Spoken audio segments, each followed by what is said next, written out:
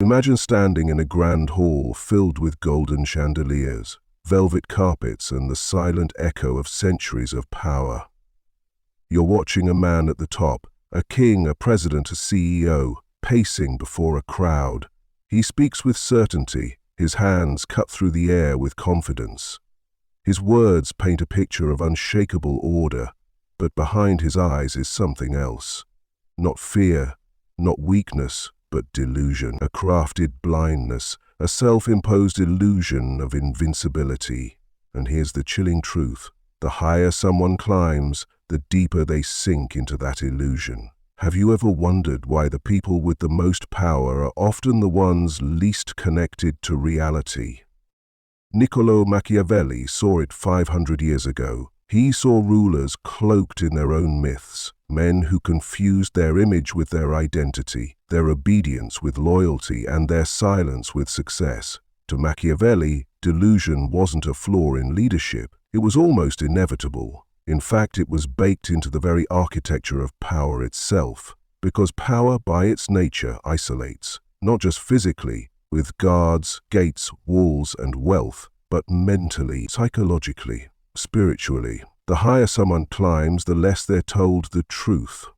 The more they're praised for mediocrity, the more they're feared, not respected, until, slowly, they begin to believe their own myth. They start thinking that their power is eternal, that their decisions are divine, that their enemies are evil, not just opposed, but wrong in principle. And once that delusion sets in, reality becomes irrelevant. Machiavelli wrote The Prince not as a handbook for virtue, but as a brutal dissection of the mechanics of power. He knew that behind every noble ruler was a battlefield of manipulation, of strategy, of necessary cruelty. He stripped away the illusion that leadership was about wisdom or benevolence. To him, leadership was about control, and control always came with a price: truth. Now, imagine you're rising in the rank. You start with ambition. You're sharp, you learn fast, you observe. And then, the moment you gain authority, something shifts. People stop challenging you. They start nodding more. They agree with things they shouldn't. They mirror your words, even your moods, not because you've suddenly become a genius, but because they fear the cost of disagreement. That's the beginning of the end. The moment where your own mind becomes a trap. You start to believe you're smarter than you are, that your instincts are flawless, that your critics are fools. And you don't even realize that the people around you are no longer allies.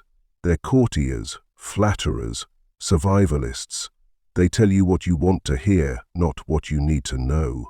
This isn't hypothetical. It happens everywhere, in politics, business, religion, even within families. The parent who believes they're always right, the executive who dismisses every warning, the politician who thinks popularity equals wisdom. They live in bubbles, mirrors, echo chambers, and the tragedy is that most of them don't start that way. They're not born delusional. They become delusional by degrees, one avoided truth at a time. Machiavelli understood this more deeply than most. In his time, Florence was a nest of serpents, popes wielding armies, princes betraying brothers, allies turning overnight. The smarter leaders weren't the most virtuous, they were the most perceptive, but even among them, the danger of self-deception loomed large. He wrote, "There is nothing more difficult to carry out, nor more doubtful of success, nor more dangerous to handle, than to initiate a new order of things." Why? Because the visionary, the reformer, the revolutionary, if they gain power, quickly forgets why they started. The longer they hold the throne, the more they begin to need the illusion that the power they hold is theirs by right, not by force, that the people obey them out of love, not fear, that the system supports them because of merit, not manipulation. But power doesn't work that way. Machiavelli made it clear. Power is maintained through perception, through fear, through the control of narrative. And when you begin to confuse the narrative with the truth, you become the very thing you once outwitted, a puppet of your own legend. Think of the Roman emperors, Caligula, Nero, Commodus.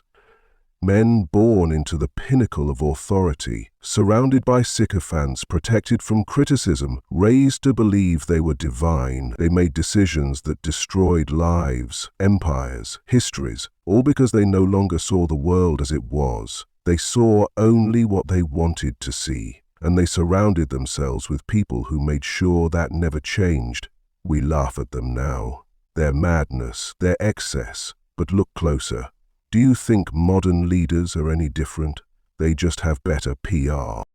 They still silence dissent, they still purge opposition, they still construct realities that serve their ego. Only now it's done with press conferences, digital censorship, curated tweets, and corporate propaganda. The palaces are digital. But the delusion? It's timeless. Here's where it gets darker. The delusion of power doesn't just affect the leader, it infects everyone beneath them.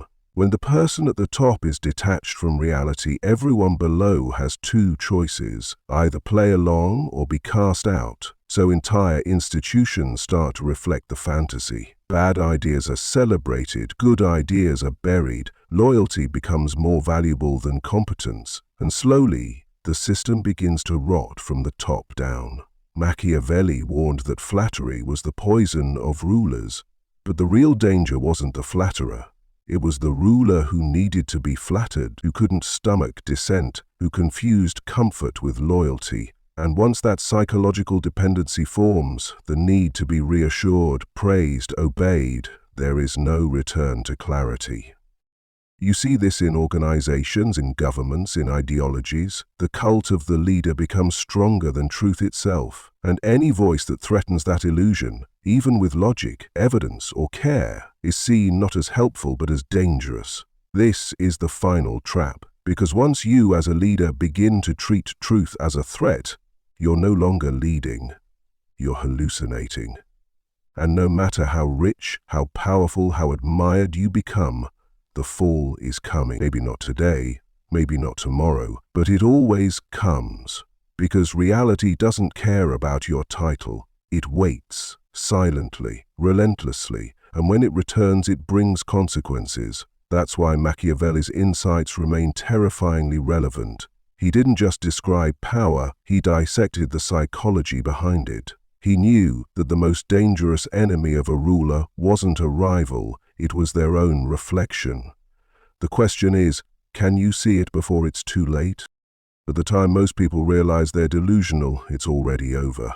The empire has cracked. The followers have scattered. The illusion has shattered, and they're left with one brutal question.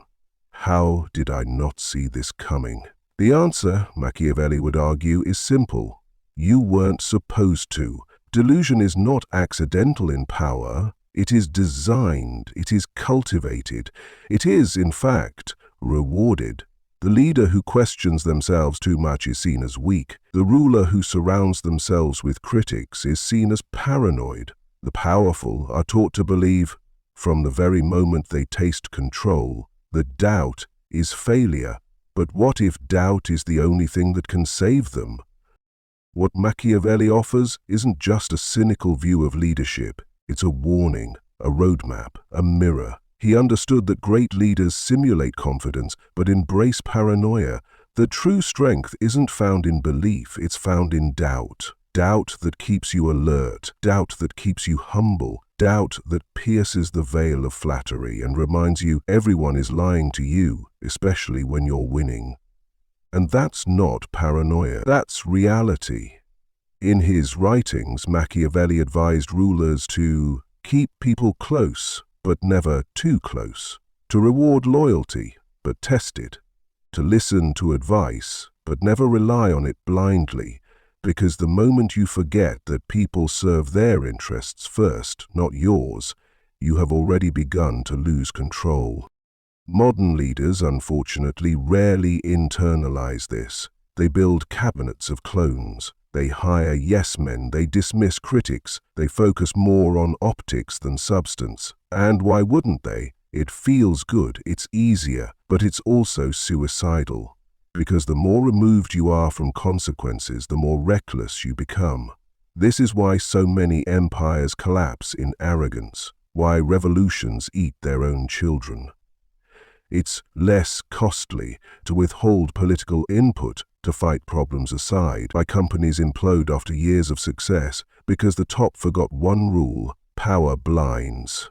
It doesn't ask for your permission, it simply happens, slowly, silently, until one day you no longer recognize yourself or the reality outside your gates. The paradox is cruel. To rise to power, you must be sharp, hungry, aware. But once you arrive, the very environment begins to dull you. You are no longer challenged, you are obeyed. And obedience is a drug. It rewires your sense of value. You begin to confuse praise for competence, fear for respect, silence for stability, until the inevitable betrayal. Because here's what Machiavelli knew above all else: loyalty is conditional. People serve you not out of love, but out of need, and when that need ends, so does their loyalty.